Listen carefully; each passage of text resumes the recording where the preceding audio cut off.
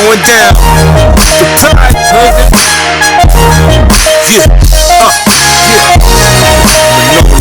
Yeah, Mr. Dope, so free. Came to find out that Wendy Williams is the first female talk show host to average 1,500 yards receiving in high school. Witness AP, don't worry, it's all timing.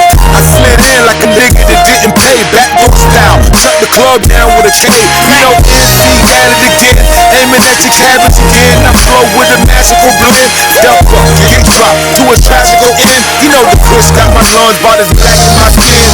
From Raleigh, NC down to Duluth, Georgia. I did save a lot of money on my car insurance. I know some of you think I switched to Geico. I just stopped paying the insurance.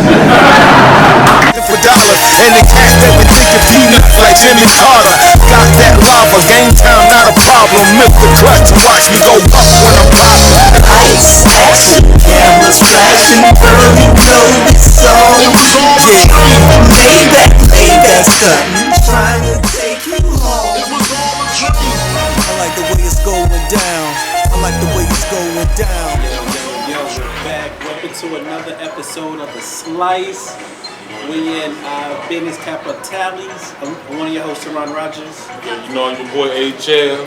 And with us today, we have the very patient, very funny Jenna Hall. Thanks for coming. Jay. So basically, you're the first, I think she's the first comic we had come out of Greensboro. Really? Yeah, I think you traveled the farthest. It's like the other side of the world. Yeah. Yeah. I actually went to school in Greensboro. Did you? Where? Yeah, Bennett. Bennett. All right. Just joking. That's an all-girls school. But I also went there. I went to A&T. Obviously, I'm not a Greensboro native. Yeah. Now, so how long have you been in the comedy game? Oh, coming up on 2 years. 2 years. Okay.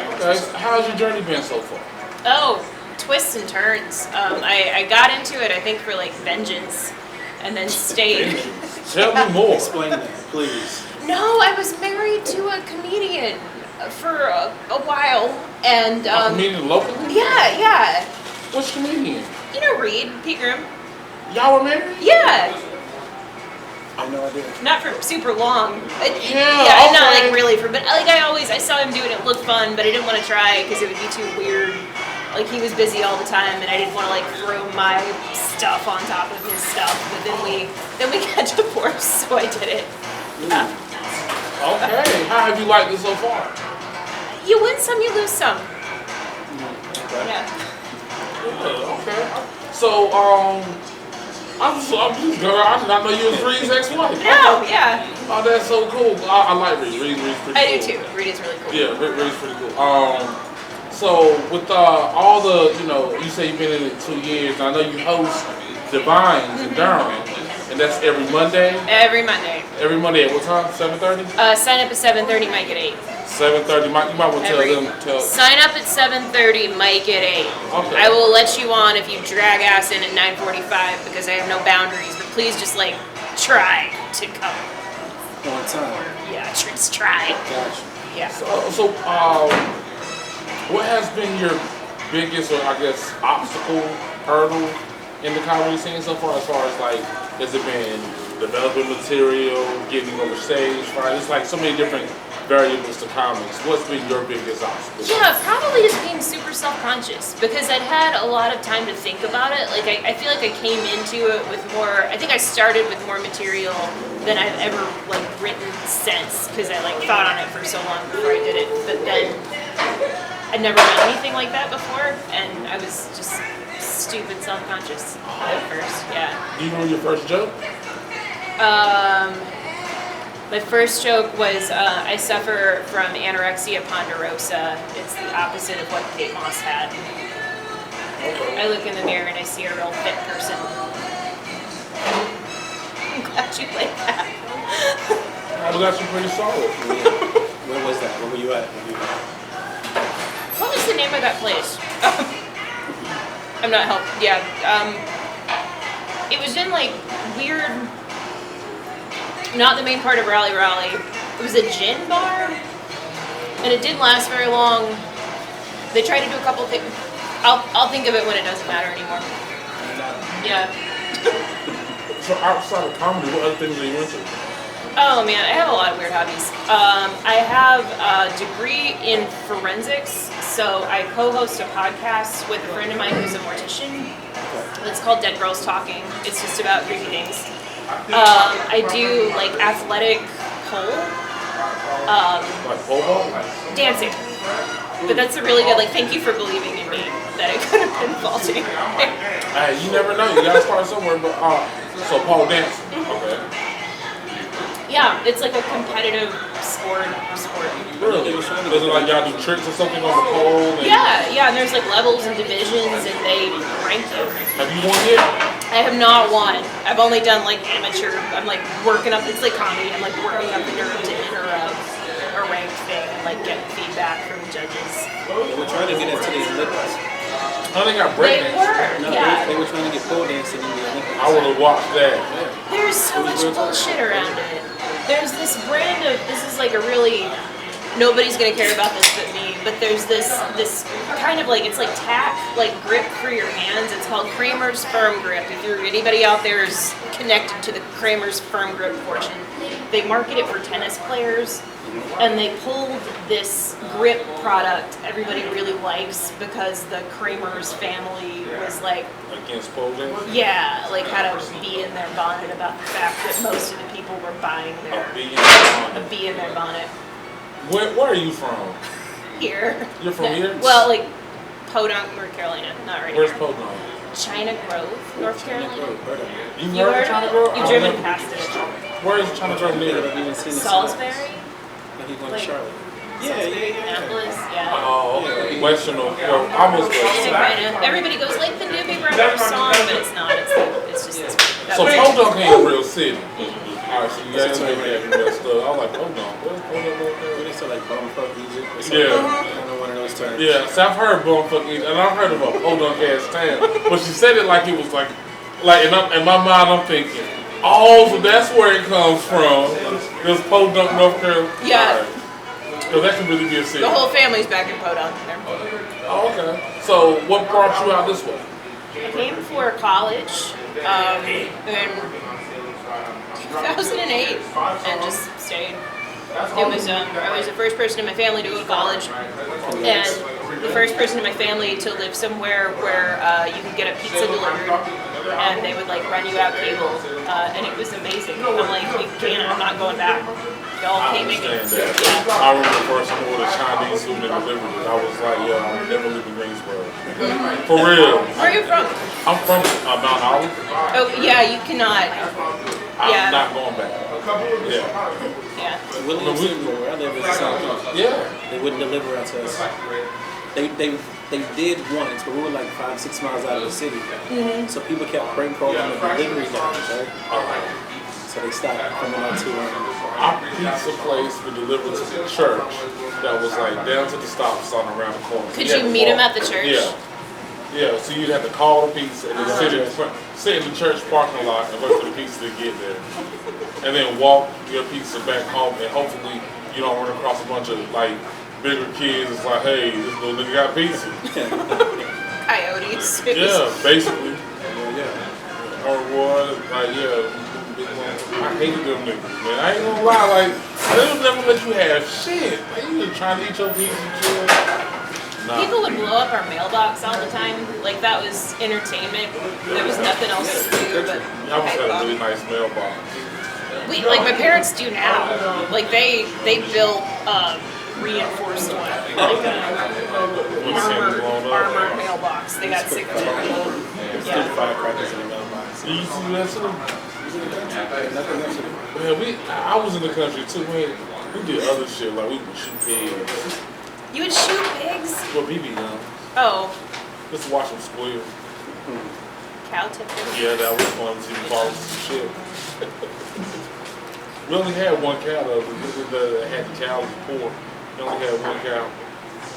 The whole he never sent us a market or nothing, he was just always there. It was a pet.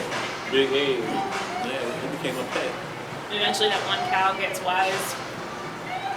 Quits being fun. So on your journey of comedy, like what's, I know you're 2 years in, like what do you see yourself doing, or like what's your aim? I don't have any aspirations of like, honestly, getting famous for this is kind of a nightmare. I know a lot of people really want, but oh man, I mean, if like people from work try to come out with something, I'm like, can you please not? I just want to keep those worlds separate. It's just like, oh, it's a hobby for me. Yeah, okay. Yeah. So you don't really have a aspiration as of right now. You just like, but it's fun for you though, right? You enjoy it? So who are some of your favorite comics? I think Taylor Tomlinson's going to be the next big thing right now. She's all over the place. Like a super funny, kind of younger voice. I like that a lot. But when I was younger, Patton Oswalt all the time. Yeah. He was actually. Patton actually has some pretty good sets and bits. I used to listen to like the comedy station on Pandora. Oh yeah. And they would pull up some of Patton's. It's actually pretty funny. It's so weird. Like I love how weird it is. That too. And, you know, he was big on Kings of Queens. Was probably like the show that Yeah, I like he really kind of stood out. Not stood out, but you know, he made an impression on Kings of Queens. But his stand-up is actually pretty good. Yeah, and like he's aged into it really well. Yeah. He's still funny. That's what's up. Yeah. What about yours, man? Who your favorite comic? I mean, of course, you know, we go back to the legends, like the Eddie Murphys, Richard Pryor's, Red Foxes, and then coming a little forward. There's so many. Like so we talked about Corey Holcomb alive, Deion Cole, Ali Sadiq, you yourself. You know, you're on my list as far as favorite comics. You got some more. You got Adele Givens, Joan Rivers. It's hilarious. Joan Rivers is funny. Pour one out for Joan Rivers. Actually gained a But she little. died? Yeah. She been dead. She went in for the surgery. It was like a plastic surgery She went in- accident. I don't even know if it was plastic. Was it like a dentist visit? She went in for like a medical, like an in and out type thing. But she died when she went in. This was years ago. It's like this, Yeah, man. she's Like, been dead. I will literally see like these pictures on Facebook. Somebody's dead, not dead. They posted that Burt Reynolds died. Like, did he die 3 years ago? But it's like I told you. Well, like they posted that he just died like yesterday. Like, so I'm like, I don't know. It's hard to keep up with who's here, who's gone. But it's like I told you. I thought George Clinton Yeah, had passed. He's still here. I know you happy. Yes. What celebrity death bothered me the most? Chadwick Boseman. Just I because don't it was know. so like unnatural. It was in between Chadwick. I think it was because like, see, I would say Kobe and his daughter, and it really bothers it was how he died. His daughter in his arms, and like as a man, you don't want to see or hear about another man dying in that type of fashion. But then it was like Chadwick Boseman was just like, it was unexpected. Kobe's was unexpected, but it was like we done dealt with so much, and then it was just like, bam, on top of all this, no more Black Panther. He was the Black Panther. Yeah. Yeah, we were supposed to get. Like 2 more. Black Panther 2 was about to be coming out. And then, and so it was like I just had so much hope. Like Chadwick Boseman was active in my life. Kobe was retired. So, you know, it's like he wasn't contributing to society in the form of entertainment anymore, where Chadwick Boseman was right in the apex of contributing to society and entertainment. So I would say Chadwick Boseman. What about you? Anthony Bourdain. That really bothered me. The dude, The chef, the food dude, suicide. yeah. And that was like one person that you would think had everything anybody could possibly want. And that was just so. I think Dave Chappelle opened up a set with talking about Anthony Bourdain. He mentioned him in it. Yeah, it was the one where he sung "Party Like It's 1999." He says Anthony Bourdain killed himself. He went around the whole world eating delicious food And he killed and himself. killed himself. Like, if he would kill himself, what does that say about me? Yeah, it was a real "what are any of us still doing here" kind of moment. And it's funny that you say that because they say that most stand-up comedians have some sort of mental health issue. Oh, sure. Or some sort of like just. If you had to guess, what would you say yours would be? Oh, I am depressed. I know what I am. It's fine. I kind of enjoy it. It's just like a little unplanned vacation you take sometimes. Away Like, from people. yeah, you snap out of it and like all your friends are gone and most of your plants are dead, but you just like you manage it, you know. You just get to like eat cookies in a bathrobe for a little while. Everybody's like, she's just like that. Do you take medication for it, or you just raw dog? Not right now. I've been like they all have really weird side effects that are kind of worse than the thing. Yeah. Yeah, like whenever you diarrhea, so you can be sad. You need to be happy on the toilet or sad enjoying your life. Like really. I feel you. I always said if it was for me, it's schizophrenia. Really? I hear voices. Like I don't write my jokes. The voices in my head like. Ooh, is it like a I'm separate? just joking. I'm just joking. Does it have a name? Actually, it's only one voice. Yeah? It's just me. This is a voice. Everybody has a voice in their head, I think. Not everybody. This is super weird. I was like, do you have a voice in your head? I have a voice in my head. Maybe it's a comic thing, but there's I don't know how it came. It was like some BuzzFeed thing. It was like super scientific, but they polled a bunch of people, and not everybody hears narration. And I assume those people are really fucking happy all the time. Yeah, because I criticize myself all the time. That's all I do is criticize everything I fucking just did. Like, man, why'd you just do that? Why'd you just say, that's all I do in my head is just check myself. Yeah. Some people Or just warn live in the myself, moment. no. Yeah. What does your voice tell you? I have like a solid, like Kevin from the Wonder Years running dialogue most of the time. Oh, that bitch is me.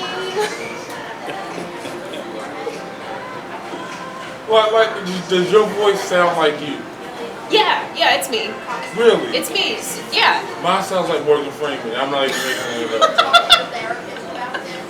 It's like you know, he just sounds really wise. He talks like this. Yeah, But the good nights, Mike, was not to be that evening. Yeah.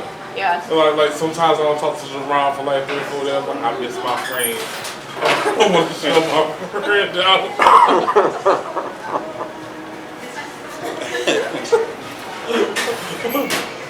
What about you? Your voice sound like you? Yeah. Really? Man, yo, think You don't about have a it. celebrity? Yo, you can change your voice whenever you want to. Like right now, you sound like James Earl Jones. Because for me that wouldn't work. Because now I'm thinking about it. Yeah. So whatever I'm trying to tell myself, I'm hearing the James Earl Jones voice. it'll be missed because I'm trying to think of James Earl Jones. I'm not thinking of him. I'm just thinking of his voice. Yeah, mine is just me, and it's just like my intuition is just crazy. No, it's Bart Simpson. I'm sorry. You said Bart? No, it's Bart. Bart Simpson. I don't do women voices. It's always some sort of man voice in my game. See, I'd be really freaked out if I woke up with a man in my head. Me too. Yeah. I would cry. Better in your head than even never mind. Yeah. Like if I had to choose, Off limits. I'm just saying if I had to choose where I would prefer to have a man. Yeah, I take the head. I take the head all day. Heads or tails, what you got? Not even in my house. My choice. Oh man. So let me ask you this: like, as far as hosting your own mic, you come across. I mean, you book a lot of acts first, and then you have acts come in and sign up. Is that how your flow works? It's when we first started it, I was doing it with Brian Schneider for a hot minute, and he ended up, he's an accountant, like he has a real job, he dropped out. And then it was just kind of like, what do I do with this? Because it was like the world's saddest book show. You were there, you were on it. It was super sad, and it kind of occurred to everybody that the venue would do a whole lot better if it was an open mic. Like more people would come through if there was. So I want to use it as a space to let people work out longer showcase sets. So if you have something and you need 10 minutes instead of 5 minutes, I think it's nice to be able to give that time to people. But that's really the only thing that's different about it. Everything else is just show up, sign up. So do you, at your venue, do you typically get more seasoned micers or comics, or do you get first timers around? It's a nice mix because Divine's is like a wild towny bar that's been in Durham since the 80s. And there are a lot of people there that are really just there to watch sports. And it's like divided. So there's this back half of the bar where you can kind of like go hide from comedy. A lot of people do. But then they get drunk and then they decide to try comedy. So like sometimes it'll just be somebody just like shit canned up there telling a couple of street jokes. Like Pirate walks into a bar and I don't know, they're happy. But, yeah. I walk into a bar and they're happy. Yeah. Do you think that people should get booed? Do you think we should bring back the boo? Silence is better, right? Like, No, it's not. Sometimes because like it's like this in my opinion. It's only my opinion. There was a time where the worst that could happen was someone said, "Get this bitch off this fucking stage right now. You suck." That was the worst thing that could happen when you go out and tell jokes. Now the worst thing that can happen is silence. And to the average person who is brave enough to step on that stage and grab a microphone, that's not that scary. what is scary? Is it like getting?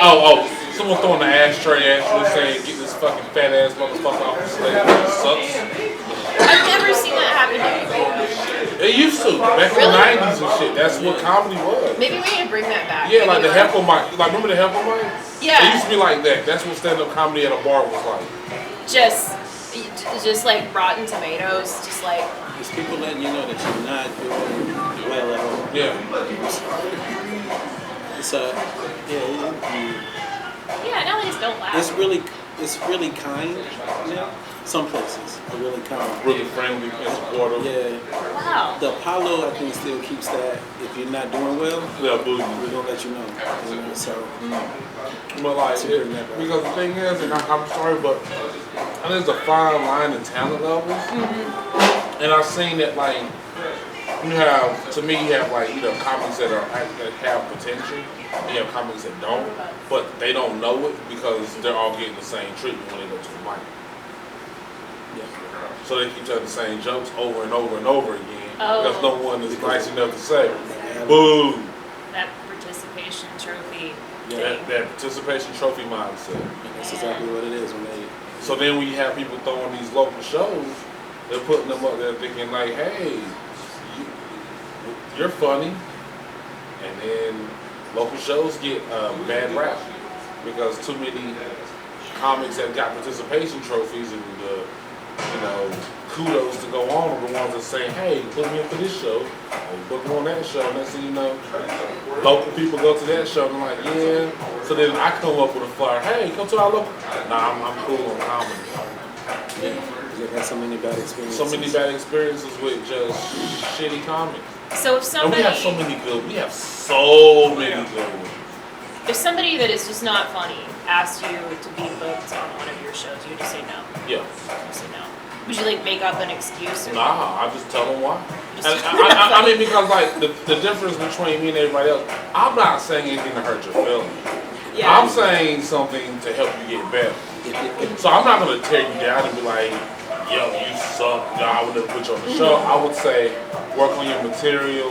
Like you had this bit, and this bit was funny. Come up with 5 minutes of that type of bit, and I can put you on the show. Yeah.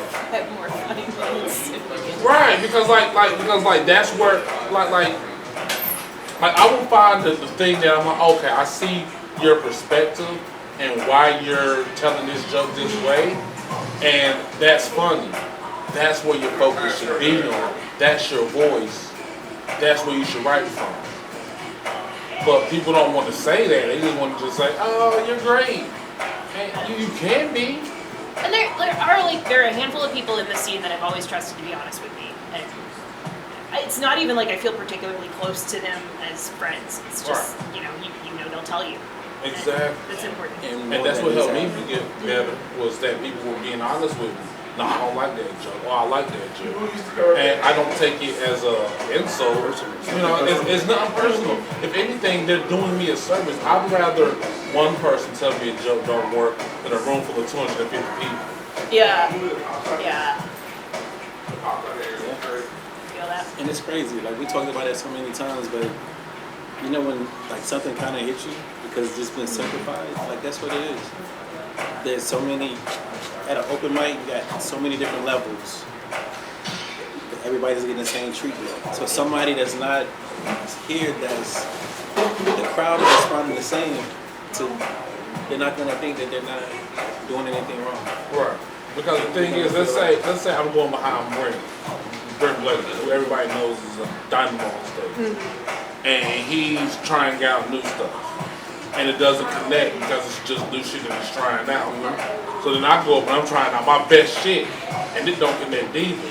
Now I'm sitting here looking like, well, I did just as good as Brent did, and that's where my mind is at. You can't tell me shit. I did just as good as they did. From your perspective, you know what I'm saying? Of course, gender gets tossed around a lot. So from your female perspective, do you feel like females collaborate or can collaborate or should collaborate more with each other? See, I think funny's funny, and I would hate to think that I got booked on something because they needed one of me. Like, that just feels shitty.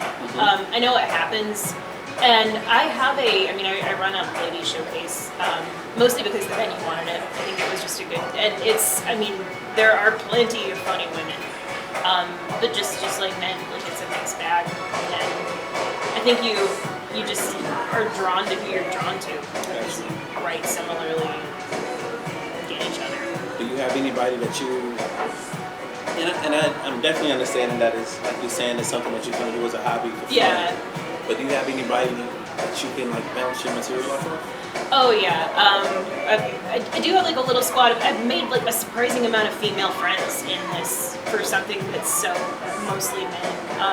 Helen Wilde is the funniest person, and I love. She's just like a ray of sunshine, and she's not dirty ever really. Like she just kind of finds it in life. Pamela Zabala, super funny, and like really like cerebral and thoughtful in what she does, and like you can tell she sits down and she actually like writes jokes. Yeah, it's like a notebook full of it. Looks like the U.S. Constitution. It's just this gorgeous scrawling handwriting. Yeah, and probably I've got a little core group of people. Okay, that's great. Yeah, because I think developing. It's sad when people always talk about how the comedy game is cliquish. But how can you really grow as a comic without surrounding characters, in your life just to help you write, just to help you bounce ideas off of? So I see that it is cliquish, but like if you can't create a clique, then that's your fault. Like you can't have friends. Like, you can't make friends? Like, cause you got two out, you can either just join a pre-existing clique or create your own, or just chill by yourself. But the thing is, I think when it gets to the point where like you have cliques that are also gatekeepers, that are also like just making it to the point where their own clique is the only one that eats, that could be a problem. But I really don't see that in the triangle. Not right now, no. I don't see everybody out here trying to be better.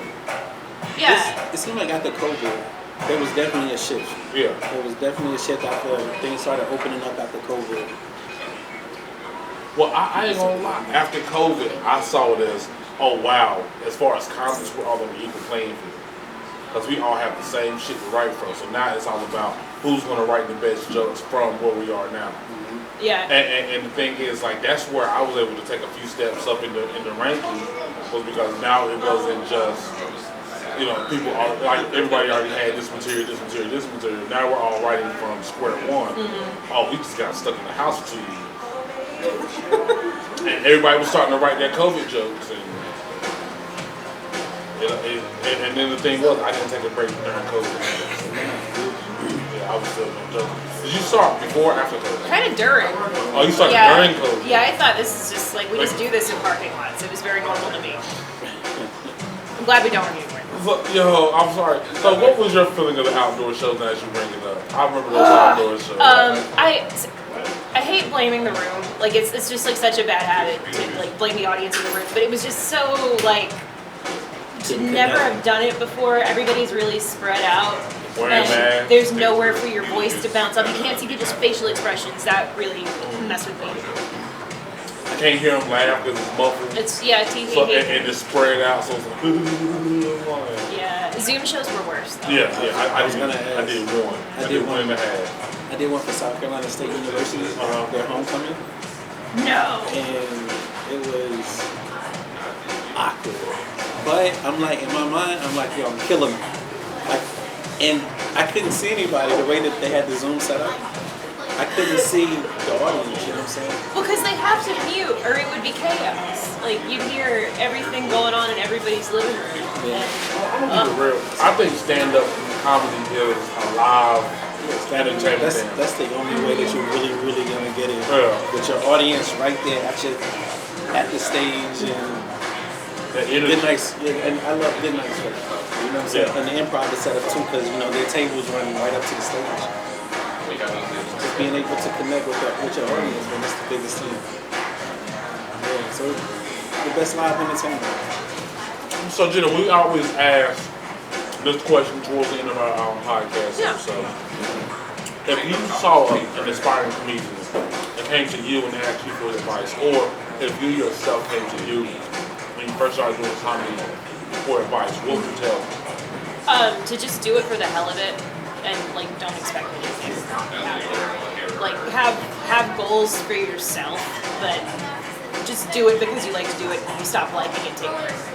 That's good advice. What about you, man? Kind of like we always say, you know what I mean? Like, commit to it. If you're gonna do it, do it. You know, don't cheat it. Yeah, just don't cheat it. Well, you know what I would say. If you're gonna do it, do cocaine. Cocaine is performance-enhancing drug. Let me tell you this. You gonna do this shit right here. Take a lesson from Richard Pryor, Robin Williams, and Chris Farley, and all the greats. They're all dead now. They're all dead now. Do a line. One line before a show, and you'll be fine. That's gonna be a bar. I gotta try the CBD. Yeah. See, that's what I do. I will, like, all jokes aside, I'll pop a CBD, and then, like, it's like, the best way to describe it is, you know how you have those carousels? Imagine all of your jokes are stored neatly on the carousel. And that carousel, and while on stage, that carousel is spinning fast, right? But if you take a CBD, it goes real slow. So you're like, oh, tell this joke. And you place it, you're like, and you get to that joke, you're like, oh, here's another one. All right. And you tell that joke, and like, and then by the time you're like, oh shit, it's time for me to go. Closer. All right. Yeah. That's the best way to think of. That's the best way to describe being on stage on CBD. You just up there with all your jokes. Just lazy Susan of jokes. Yeah. Yeah. I feel sorry for Susan. You know they had to be pissed. Why it's gotta be a lazy Susan? Why not a lazy Catherine? They should have called her lazy Karen. If they would have known what we know now. She's not lazy though. She's busy. Wouldn't you hate to be Karen right now though? Like wouldn't you really hate to be a Karen? Karen is busy. And like one of the good ones. Yeah. Yeah, like a nice person, like the Sunday school teacher just picking up kids and baking cupcakes, and you're using your name as like a slur almost. That's what it is.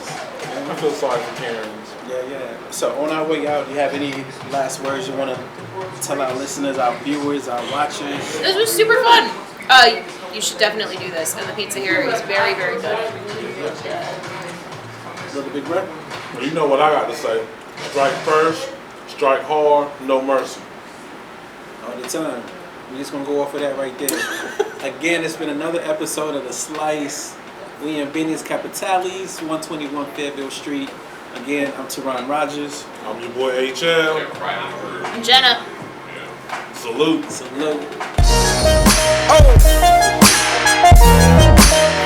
The way it going down, the pride hugging. Yeah, Manolo, Mr. Doe, Flo Frazier, out.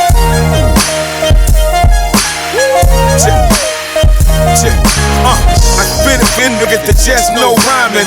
Quick to say P, don't worry, it's all timing. I slid in like a nigga that didn't pay, backdoor style. Shut the club down with a K. You know NC at it again, aiming at your cabbage again. I flow with a magical blend. Step up, get dropped to a tragical end. You know the kush got my lungs about as black as my skin. From Raleigh, NC.